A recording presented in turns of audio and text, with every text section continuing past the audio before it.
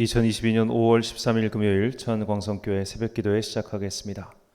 찬송가 491장 찬양하겠습니다.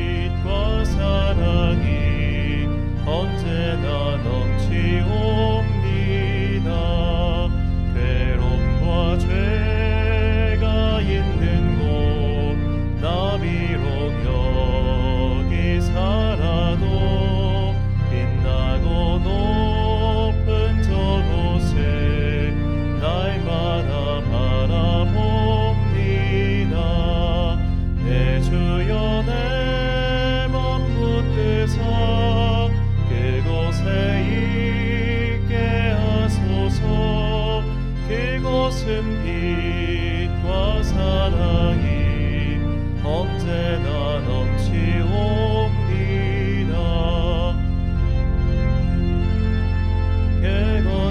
개거치고 근심에 구름 없는 곳 기쁘고 참된 평화가 거기만 있사옵니다.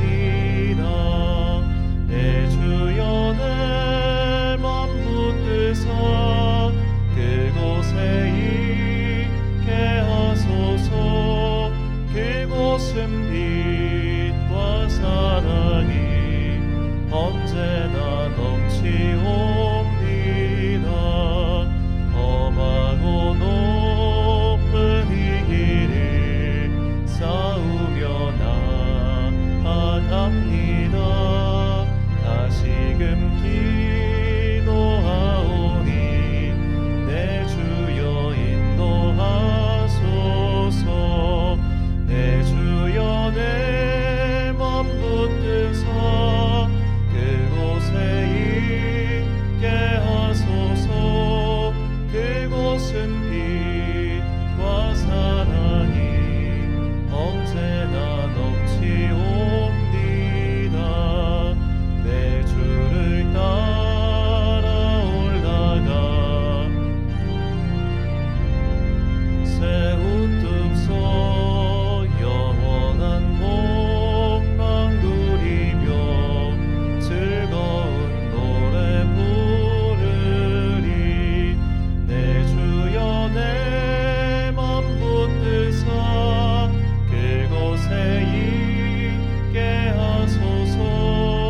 그곳은 빛과 사랑이 언제나 넘치옵니다.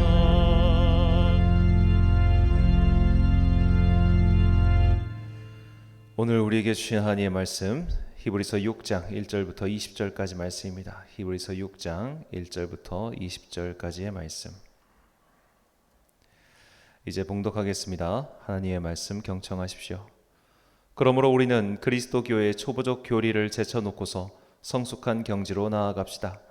죽은 행실에서 벗어나는 회개와 하나님에 대한 믿음과 세례에 관한 가르침과 안수와 죽은 사람의 부활과 영원한 심판에 관련해서 또다시 기초를 놓는 일이 없어야 하겠습니다. 하나님께서 허락하시면 우리는 그렇게 할 수 있을 것입니다. 한번 빛을 받아서 하늘의 은사를 맛보고 성령을 나누어 받고 또 하나님의 선한 말씀과 장차 올 세상의 권능을 맛본 사람들이 타락하면 그들을 새롭게 해서 회개에 이르게 할 수 없습니다. 그런 사람들이야말로 하나님의 아들을 다시금 십자가에 못 박고 욕되게 하는 것이기 때문입니다. 땅이 자주 내리는 비를 흡수하여 농사짓는 사람에게 유익한 농작물을 내주면 그 땅은 하나님께로부터 복을 받습니다. 그러나 가시덤불과 엉겅퀴를 내면 그 땅은 쓸모가 없어지고 저주를 받아서 마침내는 불에 타고 말 것입니다. 사랑하는 여러분, 우리가 이렇게 말하지만 여러분에게는 구원에 이르게 하는 더 좋은 것들이 있다는 것을 확신합니다. 하나님은 불의하신 분이 아니므로 여러분의 행위와 여러분이 하나님의 이름을 위하여 나타낸 사랑을 잊지 않으십니다. 여러분은 성도들을 섬겼으며 또 지금도 섬기고 있습니다. 여러분 각 사람은 같은 열성을 끝까지 나타내서 소망을 이루시기 바랍니다. 여러분은 게으른 사람이 되지 말고 믿음과 인내로 약속을 상속받는 사람들을 본받는 사람이 되어야 합니다. 하나님께서는 아브라함에게 약속하실 때 자기보다 더 큰 분이 계시지 아니하므로 자기를 두고 맹세하시고서 말씀하시기를 내가 반드시 너에게 복을 주고 복을 줄 것이며 너를 번성하게 하고 번성하게 하겠다 하셨습니다. 그리하여 아브라함은 오래 참은 끝에 그 약속을 받은 것입니다. 사람들은 자기보다 더 위대한 일을 두고서 맹세합니다. 그런데 맹세는 그들에게 모든 논쟁을 그치게 하여 주고 확정을 지어줍니다. 그래서 하나님께서는 그 약속을 상속받는 사람들에게 하나님의 뜻이 변하지 않는다는 것을 더욱 환히 나타내 보이시려고 맹세로서 보증하여 주셨습니다. 이는 앞에 놓인 소망을 붙잡으려고 세상에서 피하여 나온 사람들인 우리가 이 두 가지 변할 수 없는 사실, 곧 하나님의 약속과 맹세를 의지하여 큰 위로를 받게 하려는 것입니다. 하나님께서는 약속하시고 맹세하실 때에 거짓말을 하실 수 없습니다. 우리에게는 이 소망이 있으니 그것은 안전하고 확실한 영혼의 닷과 같아서 휘장 안에까지 들어가게 해줍니다.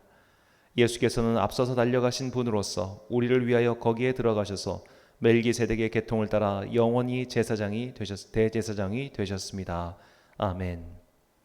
믿음의 닻을 내리라 란 제목으로 하나님의 말씀 선포하겠습니다. 배를 한 곳에 떠 있게 하거나 멈추어 있게 하기 위하여 줄을 매어 물 밑바닥으로 가라앉히는 도구를 닻이라고 부릅니다. 영어로는 앙카라고 하죠. 닻은 아주 오래전부터 전 세계적으로 사용되었습니다. 처음에는 무거운 돌을 줄로 묶어 던졌습니다. 그러다가 기술이 발전하고 배가 커지면서 상대적으로 더 무겁고 고정하기 쉬운 닻이 필요해졌고 쇠를 두드려 고리의 형태를 갖춘 닷을 만들었습니다. 이렇게 배가 커지면서 닷도 점점 무거워졌고 오늘날에는 2톤짜리 닷도 있다고 하네요. 이렇게 무거운 닷을 내리면 배는 파도 등에 떠내려가지 않고 한 곳에 고정하게 됩니다. 닷이 무겁고 기능적일수록 배는 더욱 단단히 고정됩니다. 오늘 히브리서 기자는 우리가 예수님께 닻을 내려 구원의 자리에 고정되어야 한다고 말하죠. 본문 19절 말씀입니다. 우리가 이 소망을 가지고 있는 것은 영혼의 닷 같아서 튼튼하고 견고하여 휘장 안에 들어가나니. 아멘. 자, 이 소망이란 하나님은 거짓이 없으시고 그 뜻이 변하지 않으시는 신실한 분이라는 진실입니다. 거짓이 없으시고 뜻이 변하지 않으시는 분이시니 그분께서 하신 약속은 반드시 이루어질 수밖에 없습니다. 이 약속을 단단하게 하는 것이 바로 영혼의 닻이며 이것이 크고 무거울수록 우리는 더욱 주님의 약속에 굳게 고정됩니다. 거짓이 없으시고 약속을 지키시는 신실하신 하나님을 굳게 믿는 소망, 이 소망이 영혼의 닻이라면 이 소망을 굳게 붙들기 위해서 우리에게 필요한 것은 무엇일까요? 즉 소망과 영혼의 닻은 사실상 하나라고 볼 수 있기 때문에 영혼의 닻을 튼튼하고 무겁게 만들기 위해서 성도가 해야 할 일은 무엇인가? 라고 질문을 바꿀 수 있습니다. 본문은 주님께 내리는 영혼의 닻을 튼튼하고 무겁게 하기 위해서 다음에 두 가지를 굳건히 세우라고 말합니다. 첫 번째는 바로 교리입니다. 본문 1절과 2절 말씀입니다. 그러므로 우리가 그리스도의 도의 초보를 버리고 죽은 행실을 회개함과 하나님께 대한 신앙과 세례들과 안수와 죽은 자의 부활과 영원한 심판에 관한 교훈의 털을 다시 닦지 말고 완전한 대로 나아갈지니라. 아멘. 자, 이게 내용을 보면 총 4가지로 이렇게 구분할 수 있겠는데 그것을 다시 설명하면 다음과 같습니다. 자, 1번은 나는 죄인이며 그로 인해 죽을 수밖에 없었다. 이것이 죽은 행실에 대한 회개를 말하는 것이고요. 2번은 그러나 하나님께서 우리를 구원하시기 위해 예수님을 보내셨다. 거의 사형리가 사실 이걸 잘 설명하고 있다고 볼 수 있습니다. 3번이 이 진리는 교회를 통해 우리에게 복음으로써 전해졌다. 그러니까 세례와 안수라는 것은 교회의 예전을 뜻하기 때문에 예수님께서 세례하시고 또 사도들의 안수를 통하여 계속해서 우리가 사도의 전승을 계승하고 있는 것이죠. 그리고 마지막이 죽은 자의 부활과 영원한 심판이란 예수님의 재림과 하나님 나라의 완성을 가리킵니다. 자, 이것이 복음이고 우리의 신앙 고백이죠. 이 네 가지를 총 서술형으로 풀어서 쓴 것이 우리가 하는 신앙 고백인 사도신경입니다. 교회는 옛날부터 이런 신앙 고백을 성도들에게 암기시켰습니다. 그 단어의 의미와 배경과 그 모든 과정을 다 알 수 없더라도 일단 외우고 나서 하나씩 가르쳤죠. 자, 아이들에게 무언가를 가르칠 때 정말 중요한 건 그냥 이해시키기보다는 일단 외우라고 하죠. 구구단의 원리, 곱하기의 원리를 가르쳐 준 다음에 구구단을 외우라고 하는 사람은 거의 없습니다. 일단 수학 공식처럼 외운 다음에 그 공식의 증명 과정은 나중에 고등 수학에서 하는 것과 마찬가지죠. 사도행전도 일종의 신앙의 공식입니다. 일단 외운 다음에 자세한 해설은 차차 익혀가는 것이죠. 이 초등 수학에서 공식을 마냥 외우던 학생이 나중에 고등 수학으로 들어가 그 공식을 증명하는 과정까지 마치고 나면 비로소 그는 수학의 고수 혹은 그 공식에 대해서만큼은 완벽하게 이해하고 있다라고 볼 수 있겠습니다. 신앙의 고백도 마찬가지죠. 어째서 바울이 디모데에게 말하길 계속해서 성도들을 가르치라고 권면했겠습니까? 어째서 수많은 믿음의 선배들이 계속 성경을 연구하고 공부하고 또 가르쳤겠습니까? 사도신경과 같이 그냥 암기해서 하는 고백만으로는 우리가 그리스도 교회의 도의 초보를 버릴 수 없기 때문이죠. 우리는 끝없이 배워야 합니다. 이것은 마치 다제의 그 날개 부분을 크고 복잡하게 만드는 것과 같습니다. 그냥 돌덩어리를 바다로 내려버리면 마찰력이 적어서 배가 흔들립니다. 하지만 쇠로 주형물을 만들어서 닷의 날개를 크게 만들면 여기저기 걸려서 배가 더 잘 고정되지요. 교리를 공부하는 것이 바로 이런 역할을 합니다. 기독교의 교리는 이단과 사이비 그리고 타 종교의 공격을 방어하는 과정에서 점차 완성되었습니다. 그러므로 현대의 성도들 또한 믿음을 흔들려 하는 여러 가지 공격을 방어할 뿐만 아니라 복음을 제대로 전하기 위해서라도 신앙 고백을 암기하는 것에서 그치지 말고 교리를 더 공부해야 합니다. 이것이 주님을 향한 닻을 튼튼하게 만드는 첫 번째 방법입니다. 영혼의 닻을 굳세게 하기 위한 두 번째 방법은 바로 체험, 성령의 체험, 성령의 은사를 받는 것, 기타 등등입니다. 본문 4절부터 6절까지 말씀. 한 번 빛을 받고 하늘의 은사를 맛보고 성령에 참여한 바 되고 하나님의 선한 말씀과 내세의 능력을 맛보고도 타락한 자들은 다시 새롭게 하여 회개하게 할 수 없나니 이는 그들이 하나님의 아들을 다시 십자가에 못 박아 드러내놓고 욕되게 함이라. 아멘. 자, 이 말씀은 성령의 은사를 맛보았음에도 주님을 떠난 자들을 향한 심판의 말씀입니다. 그런 귀한 체험, 만남, 경험이 있는데도 하나님을 믿지 않고 떠났다는 것은 아주 큰 배신이라는 것이죠. 이것은 마치 어제 죽은 청년이 그토록 바라던 오늘이라는 시간을 함부로 버린 것과 마찬가지라는 겁니다. 누군가는 그토록 사모하는 은사를 체험했는데도 그것을 함부로 여겼으니 이것은 회개할 수 없는 죄, 다시 구원받지 못할 것이다 라고 히브리서 기자는 엄중하게 경고하고 있는 것이죠. 그런데 이것을 뒤집으면 은사를 맛보고 성령을 체험하고 말씀과 천국의 능력을 맛보는 것이 그만큼 중요하다는 겁니다. 제가 아는 교수님 한 분은 방언의 은사를 우연히 받은 후 그분의 신학의 방향이 완전히 바뀌었습니다. 교리를 배우는 것이 머리를 채우는 것이라면 성령의 은사를 체험하는 것은 가슴을 채우는 것이라고 할 수 있습니다. 머리로는 기독교의 교리를 완전히 이해하고 있다 할지라도 하나님의 살아계심과 능력을 체험하지 않으면 반쪽짜리 신앙인이 될 수밖에 없습니다. 아니, 그런 사람은 안타깝지만 종교 학자는 될 수 있을지 몰라도 성도가 될 수는 없고 복음을 가르치는 사람이 될 수도 없습니다. 우리가 성경을 공부하고 교리를 이해하는 것은 물론 중요하지만 그것은 믿음을 굳건히 세워주기 위함이지 그것을 안다고 해서 믿음이 생기는 것은 아닙니다. 지금은 거의 몰락해버린 이 서구 유럽의 개신교회들을 보십시오. 지금도 서구 유럽에는 종교학자들이 있습니다. 그들은 우리보다 훨씬 기독교의 교리에 정통합니다. 하지만 그들은 신앙인이 아니며 그들을 통해서도 아무런 능력도 나타나지 않고 있습니다. 오히려 기독교의 역사를 보면 성경에 정통한 교리학자가 아니라 성경의 말씀을 한 줄만 알고도 엄청난 능력의 도구가 된 성도들이 많습니다. 그래서 아시시의 성자 프란체스코는 오히려 이런 성경의 지식만을 추구하는 행동을 경계했습니다. 그런 지식들보다 더 중요한 것은 하나님의 사랑을 체험하는 것이며 그 사랑을 전하는 것이라고 제자들에게 몇 번이나 강조했죠. 예수님께서는 이미 복음을 당신의 제자들에게 다 설명하셨습니다. 그러나 그들은 주님의 고난 앞에서 모두 도망쳤습니다.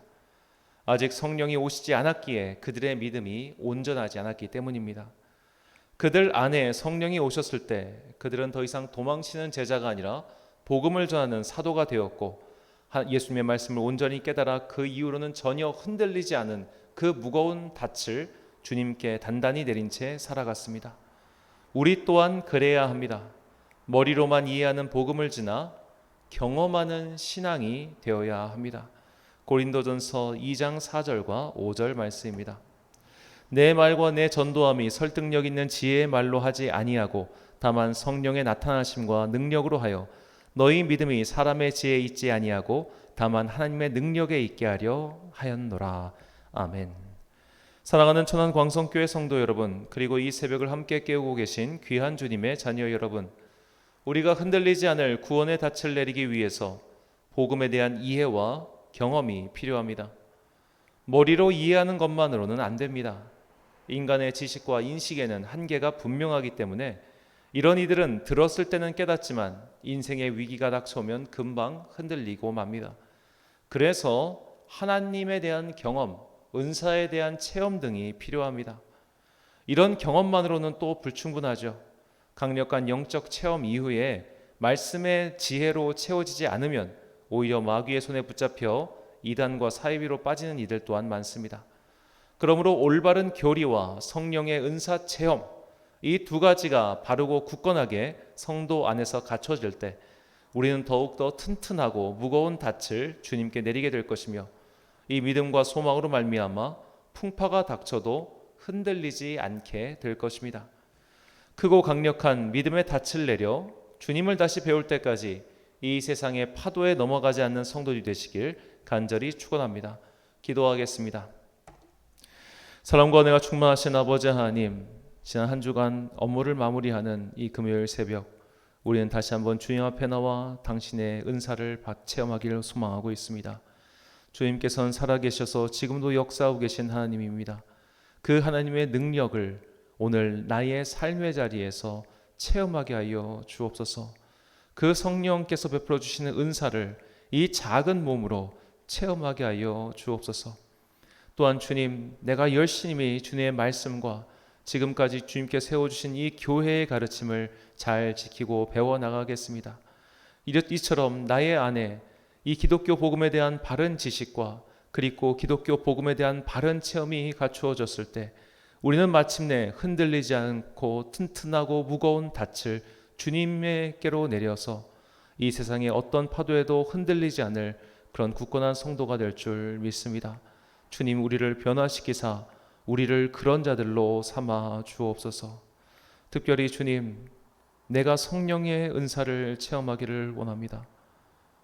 내 삶이 변하고 내 삶의 많은 것들이 채워지는 것이 하나님의 능력과 경험만이 아니라 비록 내 삶이 아무것도 없을지라도, 비록 내 삶이 날마다 조금씩 무너져가고 있을지라도 성령의 은혜를 체험하고 성령의 은사를 맛보고 내 삶의 여건과 상관없이 주님을 더욱더 굳게 신뢰하고 주님을 더욱더 깊이 만나는 당신의 자녀들 되게 하여 주옵소서. 오늘도 각자의 삶의 자리에서 열심히 살아가는 당신의 자녀들을 기억하시고 그들에게 각양각색의 은혜를 베풀어 주사 좌로 나오느라 흔들리지 아니하고 주어진 믿음의 길, 소망의 길 끝까지 걸어갈 수 있는 당신의 자녀 되게 하여 주옵소서. 아브라함이 굳세게 인내하여 마침내 소망의 그것을 성취하였듯이 우리 또한, 우리 성도들 또한 각자의 삶의 자리에서 최선을 다하여 인내하여 주님께 상받는 당신의 자녀들 되게 하여 주옵소서. 오늘도 각자의 자리에서 수고하고 있는 청년들과 당신의 자녀들 기억하시고 그들에게 건강과 지혜와 능력을 더하여 주사 각자의 삶의 자리에서 열심히 공부하고 미래를 향하여 자신의 시간을 헌신하며 무엇보다 당신의 쓰임받는 믿음의 다음 세대가 되기 위하여 그들의 마음을 옥토와 같이 가꾸어 주시옵소서. 그래야 그들의 마음밭에 언젠가 복음의 씨앗 제대로 뿌려져서 그 씨앗이 30배, 60배, 100배의 결실을 맺어 다음 세대는 지금 세대보다 더욱더 주님을 사랑하고 주님께 헌신하는 믿음의 세대가 되게 하여 주시옵소서. 오늘 말씀을 통해서 주신 이 생명의 깨달음 우리가 굳게 간직하고 항상 내 영혼의 닻을 주님께로 내려 주님과 더불어서 이 세상의 파도에 흔들리지 않는 굳건한 성도 되게 하여 주옵소서. 이 모든 말씀 우리에게 생명의 길을 제시하신 예수 그리스도의 이름으로 기도드립니다. 아멘. 오늘 기도 제목입니다. 살아계신 하나님을 분명하게 체험한 경험이 있다면 그 은혜를 되새기십시오. 아직 분명한 성령의 체험이 없다면 그 은혜를 내려달라고 기도하시고 하나님의 응답을 기다려 보십시오. 오늘 주신 기도의 제목 가지고 묵상과 기도에 힘쓴 하루가 되시길 바랍니다. 기도하겠습니다.